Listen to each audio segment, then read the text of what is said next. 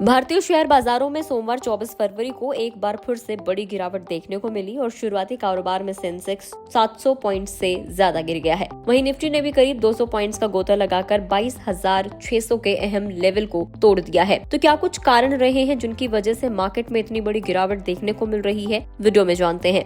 BSE के mid cap और small cap index भी कारोबार के दौरान 2% तक टूट गए हैं। यहाँ तक कि सभी सेक्टोरल इंडेक्स भी लाल निशान में कारोबार कर रहे हैं। सबसे ज्यादा गिरावट आईटी इंडेक्स में देखने को मिली, जो कि 2% से ज्यादा टूट गया है। सुबह 9:55 के आसपास अगर हम देखें तो सेंसेक्स में 703 पॉइंट्स की गिरावट आई थी और सेंसेक्स फिसलकर 74,620 के लेवल पर कारोबार कर रहा था। वहीं निफ्टी की हम लोग बात करें तो निफ्टी भी 22,600 का अहम स्तर तोड़कर 22,591 तक फिसल गया था। 4 बड़े कारण हैं जिनकी वजह से मार्केट में आज इतनी बड़ी गिरावट देखने को मिली है। पहला है कमजोर ग्लोबल संकेत। ग्लोबल मार्केट्स, खास तौर से अमेरिकी शेयर मार्केट में गिरावट के चलते भारतीय बाजार में दबाव देखा जा रहा है और शुक्रवार को जिस तरीके से अमेरिकी मार्केट का हाल हुआ था, पहले ही अंदाजा लगाया जा चुका था कि सोमवार को भारतीय शेयर बाजार में बड़ी गिरावट आ सकती है। दरअसल अमेरिकी शेयर बाजार कंज्यूमर डिमांड में सुस्ती और टैरिफ खतरों से जुड़ी चिंताओं के चलते पिछले कारोबार में गिरावट के साथ बंद हुआ था। अमेरिका में कंज्यूमर सेंटिमेंट 15 महीनों के निचले स्तर पर पहुंच गया है। टैरिफ से जुड़े उपायों के चलते अमेरिका में महंगाई बढ़ने की उम्मीद है और इसी के चलते अमेरिका में स्टैगफ्लेशन आने का अनुमान लगाया जा रहा है, जो कि एक ऐसी कंडीशन होती है जिसमें एक तरफ आर्थिक ग्रोथ धीमी होती है लेकिन दूसरी तरफ सामानों की कीमतों में बढ़ोतरी देखने को मिलती है।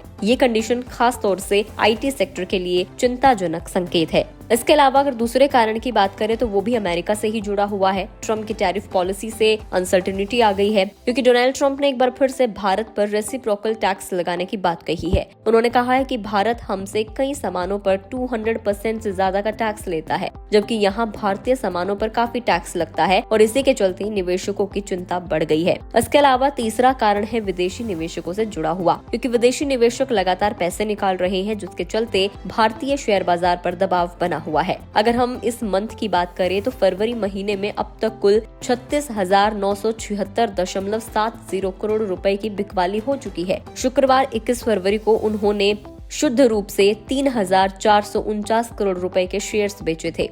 एक्सपर्ट्स का कहना है कि बाजार लगातार एफआईआईज की बिकवाली और ट्रम्प टैरिफ से जुड़ी अनसर्टेनिटी से जूझ रहा है। चीनी शेयर्स में तेज उछाल एक और निकट भविष्य की चुनौती है। भारत में बेचो, चीन में खरीदो का ट्रेंड कुछ समय तक के लिए जारी रह सकता है क्योंकि चीनी शेयर्स इस वक्त अट्रैक्टिव बने हुए हैं। इसके अलावा जो चौथा कारण है वो एक बार फिर से अमेरिका से जुड़ा हुआ है। अमेरिका में लंबी अवधि तक महंगाई दरों के ऊंचे रहने की उम्मीदें बढ़ रही हैं और इसीलिए अमेरिकी फेडरल रिजर्व की तरफ से ब्याज दरों में कटौती का जो अनुमान लगाया जा रहा था उसके पूरा होने की संभावना नहीं है। एक्सपर्ट्स का कहना है कि इस बात की संभावना है कि फेडरल रिजर्व आर्थिक ग्रोथ को तेज करने के लिए आक्रामक रुख अपनाए, जिसका असर अमेरिकी शेयर मार्केट्स पर पड़ सकता है। और अगर ऐसा होता है और अमेरिकी बॉन्ड यील्ड में गिरावट शुरू होती है तो एफआईआईज भारत में बिकवाली करना बंद कर सकते हैं और खरीदारी फिर से शुरू कर सकते हैं। एक्सपर्ट्स का कहना है कि लेकिन फिलहाल शॉर्ट टर्म का आउटलुक बेहद अनसर्टेन दिख रहा है, यानी कि जो ये गिरावट है, ये गिरावट कुछ और टाइम के लिए भी जारी रह सकती है और ऐसा अनुमान लगाया जा रहा है कि तकरीबन अप्रैल तक भारतीय शेयर बाजारों में दबाव बना रह सकता है और जो गिरावट का ट्रेंड है वो जारी रह सकता है।